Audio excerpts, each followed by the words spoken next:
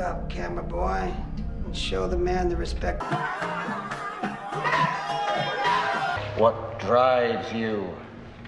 तो दोस्तों आज मैं जो मूवी आपके लिए लेकर आया हूँ उस मूवी का नाम है पेनिंस और ये मूवी 2009 में रिलीज़ हुई थी। इस मूवी की शुरुआत कुछ लाइनों से होती है जहाँ पर ये लिखा होता है कि ये टेप एक अबैंडन्ड हॉस्पिटल से मिली है जहाँ पर 14 डेड बॉडीज़ भी थी। अब हमें एक लड़की दिखाई जाती है जिसका नाम अमीलिया होता है जो कि एक वीडियो में खुद को रिकॉर्ड कर रही थी कि उसे मदद चाहिए। उसे यहाँ पर कैद रखा गया है और उसे इलेक्ट्रिक शॉक भी दिया जाता है, उसे एब्यूज़ किया जाता है और मारा पीटा भी जाता है। सीन कट होता है और कहानी फिर कुछ दिन पहले की दिखाई जाती है जहाँ पर एमिलिया अपने दोस्त विल के साथ में अपनी लाइफ के ऊपर वीडियो शूट कर रही थी जिससे कि वो एक रियलिटी शो में भाग ले सके।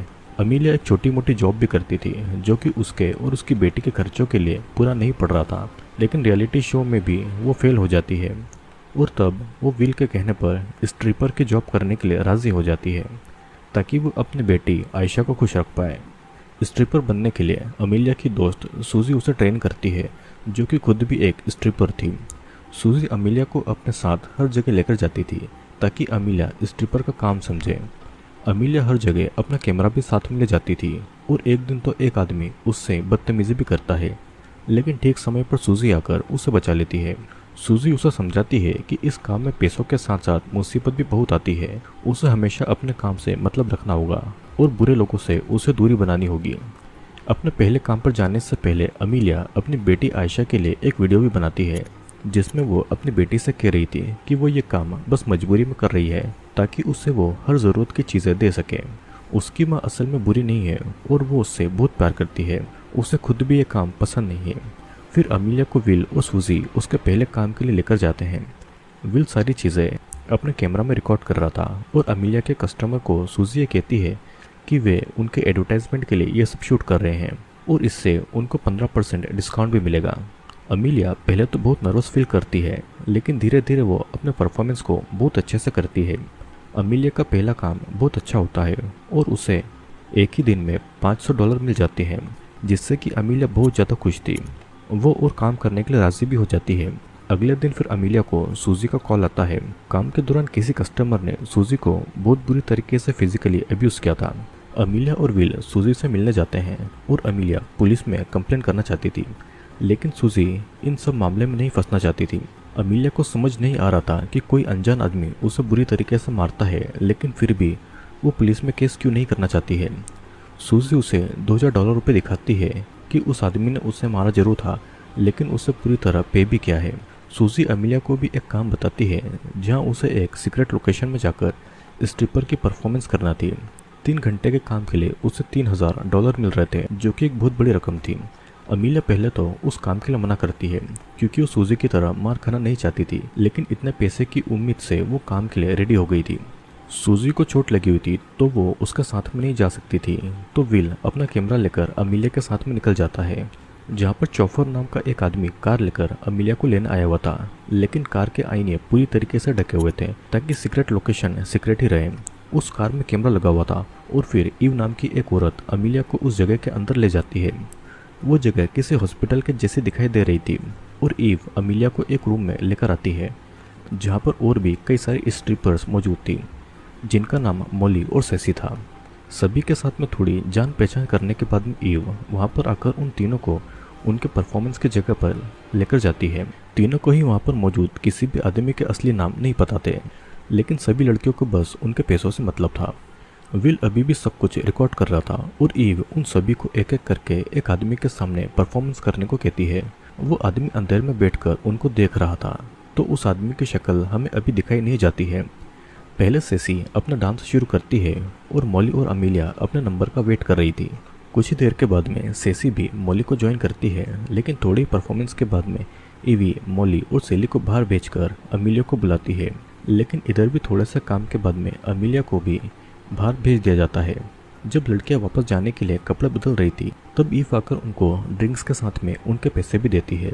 अपने अपने पैसे लेकर विल के अलावा सभी ड्रिंक करने लगती है और तीनों बहुत ज़्यादा खुश थे कि उन्हें ज़्यादा कुछ किए बिना इतने जल्दी $3000 मिल गए हैं।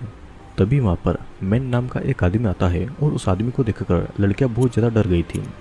सेसी वाइन की बोतल तोड़कर मैन को डराने लगती है, लेकिन सेसी कुछ नहीं कर पाती और बेहोश हो जाती है।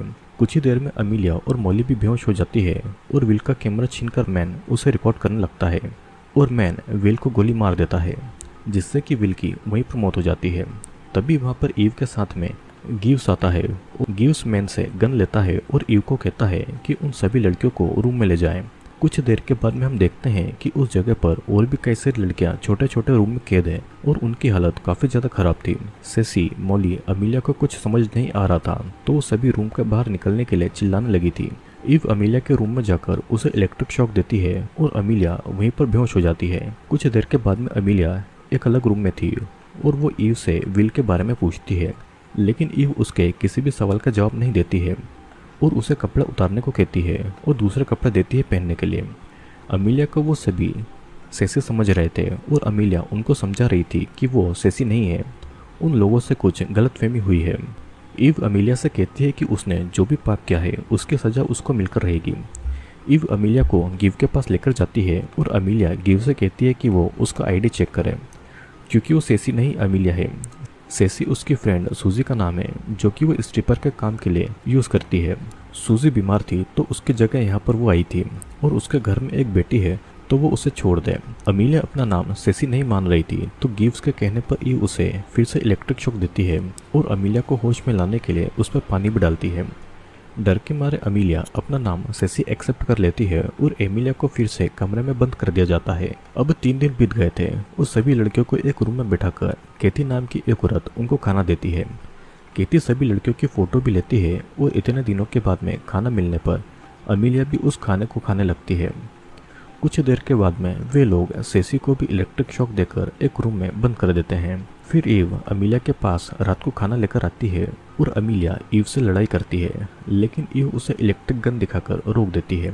अमीलिया के साथ रूम में जो लड़की कैद थी उसकी पूरी बॉडी खून से सनी हुई थी और इन लोगों ने उस लड़की को बुरी तरह से टॉर्चर किया हुआ था। जाते समय ईव डोर को लॉक नहीं करती है, लेकिन वो लोग उन लड़कियों का कुछ टेस्ट ले रहे थे।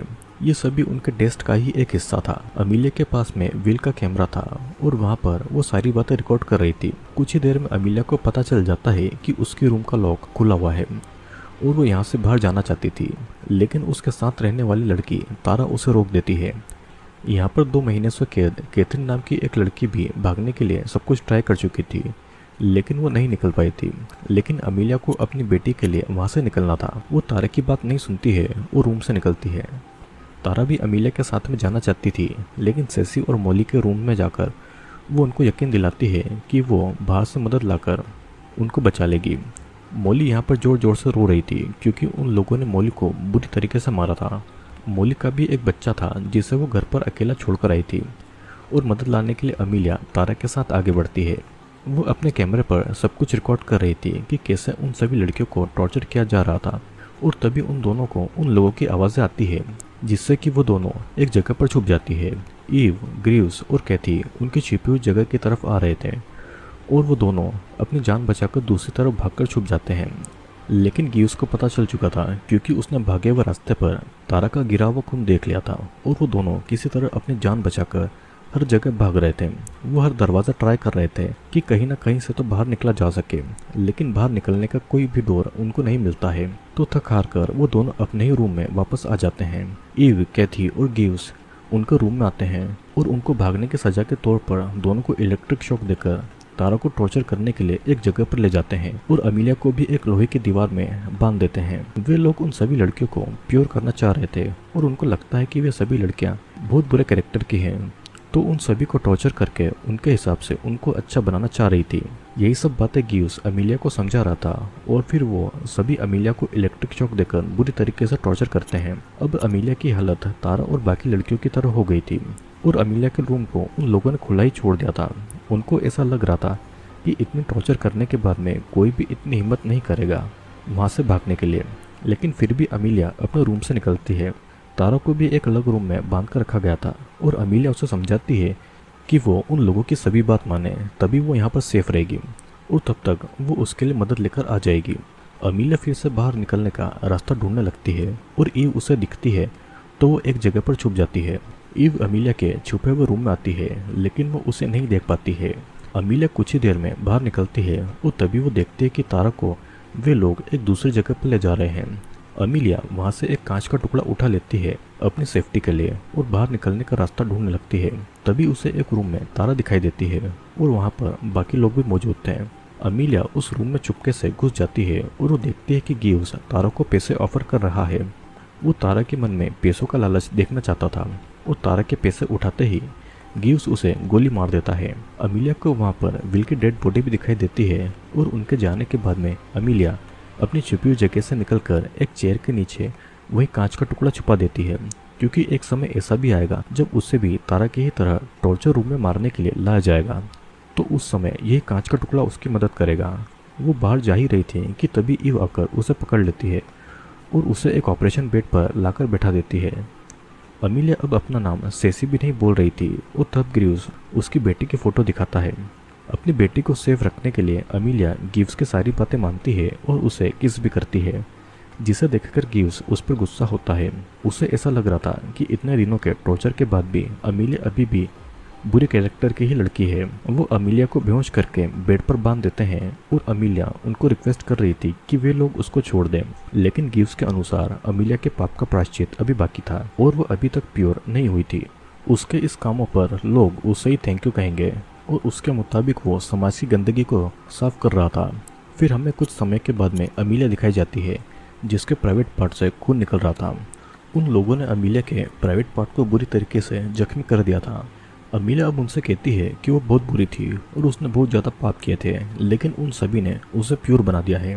उन लोगों का अब एक फाइनल टेस्ट भी था जिसके लिए अमीलिया रेडी हो जाती है और इधर ग्रीवर गॉड से प्रार्थना कर रहा था कि उसने लड़कियों को पाप से निकालकर प्योर बना दिया है तो उसे स्वर्ग का रास्ता मिल जाए। उसने जो लड़कियों को प्योर किया है उसके लिए उसे भी हेवन में गॉड के साथ में रखा जाए। ये कहकर वो अपना प्राइवेट पार्ट काट देता है। कुछ देर के बाद में अमीलिया को उसी रूम में लाया जाता है और कुर्सी पर बिठा दिया जाता है।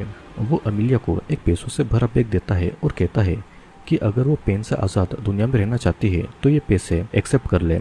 अगर उसने यही फैसला चुना है तो समझ जाएगा कि अमीलिया अब प्योर हो चुकी है और वहाँ से जा सकती है। और क्या वो खुद को अभी भी स्ट्रिपर मानती है?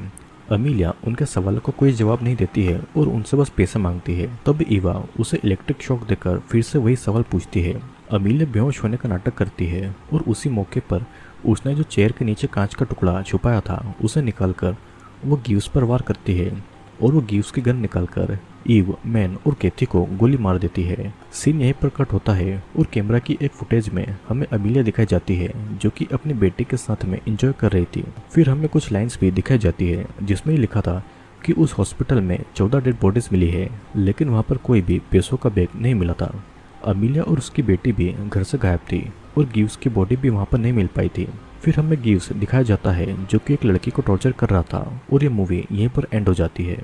दोस्तों, ये मूवी एक डेड एंड पर छोड़ी गई है और हो सकता है कि अमीलिया वो पैसे लेकर अपनी बेटी के साथ में कहीं पर भाग चुकी हो। गिव भी मरा नहीं, जिंदा होगा और सबूत मिटाने के लिए उसने हॉस्पिटल में जितनी भी लड़कियां थी सभी को मार डाला। उसने भी वहां से भागकर अपने खेल को रोका नहीं बल्कि जारी रखा। स्ट्रिपर का काम करने वाली सभी लड़कियों को कुछ न कुछ मजबूरी होती है और इसीलिए वो सभी स्ट्रिपर का काम चुनती है। लेकिन फिर भी गिव्स जैसे लोग उन स्ट्रिपर को ही बुरा समझकर उनको अपने हिसाब से सही करने के लिए बुरी तरीके से टॉर्चर करते हैं। लेकिन उनका आखिरी प्लान यही रहता है कि वे सभी स्ट्रिपर को मार डालें। दोस्तों, हम जानते हैं कि कोई भी काम छोटा या बड़ा नहीं होता है और हर काम के पीछे किसी न किसी की मजबूरी जरूर होती है। मायने रखता है तो इंसान का कैरेक्टर, और यही इंसान को सही और गलत ठहराता है। तो मैं आशा करता हूँ कि वीडियो आपको पसंद आया होगा। वीडियो पसंद आया हो चैनल को लाइक, शेयर और सब्सक्राइब जरूर करें, क्योंकि मैं बहुत सारे इंटरेस्टिंग वीडियोस आपके लिए लेकर आता हूँ।